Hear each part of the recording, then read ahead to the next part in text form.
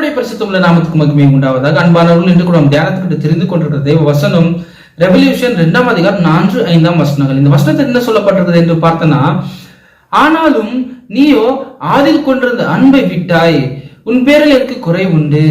ஆதலால் நீ எந்த நிலையிலிருந்து விழுந்தாய் என்பதை நினைத்து மனம் திரும்பி ஆதில் செய்திருந்த கிரியையை மீண்டுமாக செய்வாயாக. செய்யாத பட்சத்தில் நான் சீக்கிரமாய் உன்னிடத்தில் வந்து உன்னிடத்தில் இருக்கிற விளக்கு தண்டை நீக்கி போடுவேன் என்று இந்த வசனத்தை சொல்கிறார்.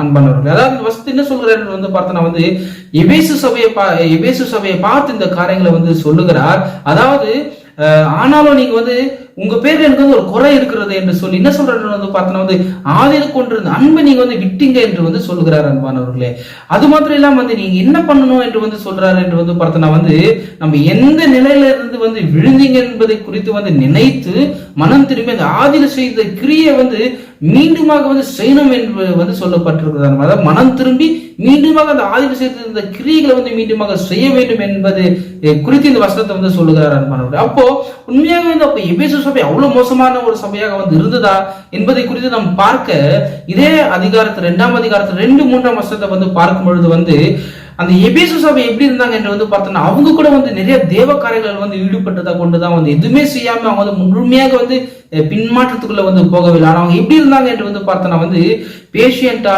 சைலண்டா, ரொம்ப அமைதியா தேவனுக்காக பொறுமையாக வந்து இருந்தது மாத்திரம் இல்லாம இந்த அப்போஸ்தலர்கள் வந்து யார் என்பதை குறித்தெல்லாம் வந்து அவங்க வந்து கண்டு அறிந்து தேவனுக்காக நிறைய பாடுகள் வந்து பட்டிருக்கிறார்கள் என்று வந்து இந்த வசனங்கள் வந்து சொல்லப்பட்டிருக்கிறது. அன்பானவர்களே, ஆனாலும் வந்து தேவன் வந்து என்ன சொல்கிறார் என்று வந்து பார்த்தா, ஆனாலும் உங்க மேல வந்து எனக்கு ஒரு குறை இருக்கிறது என்று சொல்லி நீங்க ஆதியில கொண்டிருந்த அன்பை வந்து விட்டுட்டீங்க என்று வந்து சொல்கிறார். அன்பானவர்களே, அன்றைக்கு வந்து எபேசு சபையை பார்த்து சொல்வதை பார்த்தா வந்து நம்மளுக்கும் வந்து தேவன் வந்து சொல்லுகிறவரா வந்து இருக்கிறார். அன்பானவர்களே, இன்றைக்கு கூட வந்து நம்ம ஊழியங்களை வந்து செய்யலாம், தேவ காரியங்கள்ல நிறைய வந்து ஈடுபடலாம், தேவ வார்த்தையை வந்து நம்ம வந்து நல்ல வந்து தியானிக்கிறவர்களாக எல்லாமே வந்து செய்கிறவர்களா வந்து இருக்கலாம்.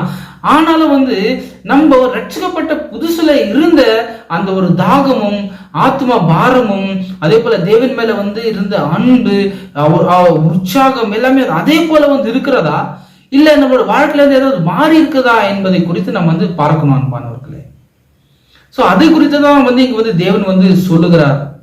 சோ நம்ம ஆதியில் ரட்சிக்கப்பட்ட புதுசுல இருந்தது போல வந்து நம்மளோட ஆவிக்கிற வாழ்க்கை வந்து இப்பொழுதும் வந்து அதே உற்சாகத்தோட, அதே வாஞ்சையோட, அதே தாகத்தோட, அதே அளவு நம்ம தேவனோட நம்ம வந்து நேரம் நம்ம வந்து ஸ்பெண்ட் பண்ணுகிறவர்கள் அதே அளவுக்கு விசுவாசம் நம்மளுக்குள்ள வந்து இருக்கிறதா, இல்ல குறைந்து இருக்கிறதா, இல்ல அதிகரித்து இருக்கிறதா என்பதை குறித்து நம்ம வந்து ஆராய்ந்து பார்க்கணும். அன்பானவர்களே, சோ அப்படி நம்மளோட வாழ்க்கையில நம்ம ஆவிக்கிற நம்ம ஏதாவது குறைவுகள் வந்து இருந்ததுன்னா சோ அதை வந்து நம்ம வந்து யோசித்து அதை நம்ம வந்து ஆராய்ந்து பார்த்து நம்ம என்ன பண்ணணும் என்று வந்து பார்த்தா மனம் திரும்பணும் என்று வந்து இந்த வசனத்தை வந்து சொல்லப்படுறது. அன்பானவர்களே, மனம் திரும்பி மீண்டுமாக வந்து அந்த கிரியைகளை வந்து நம்ம வந்து ஸ்டார்ட் பண்ணணும் என்று வந்து வசனத்தை வந்து சொல்லுகிறார். அன்பானவர்களே, சோ இன்றைக்கு வந்து நம்ம எந்த நிலையில வந்து இருந்தோம், இப்ப நம்ம எதுல நம்ம வந்து விழுந்து இருக்கிறோம் என்பதை குறித்து நம்ம வந்து ஆராய்ந்து மீண்டும் மனம் திரும்பணும். அன்பானவர், நம்ம மனம் திரும்புற பட்சத்துல வந்து தேவன் கண்டிப்பா நம்மளுக்கு வந்து அவர் வந்து நமக்கு உதவி செஞ்சு மீண்டுமாக நம்மள வந்து அந்த பாதையில அந்த கிரியை செய்ய அவர் நமக்கு வந்து பலன் கொடுக்கிறவரா வந்து இருக்கிறாரு. அவர் கிருபையால் நம்மள வந்து வழிநடத்துறவரா வந்து இருக்கிறார். அன்பானவர்களே, சோ இந்த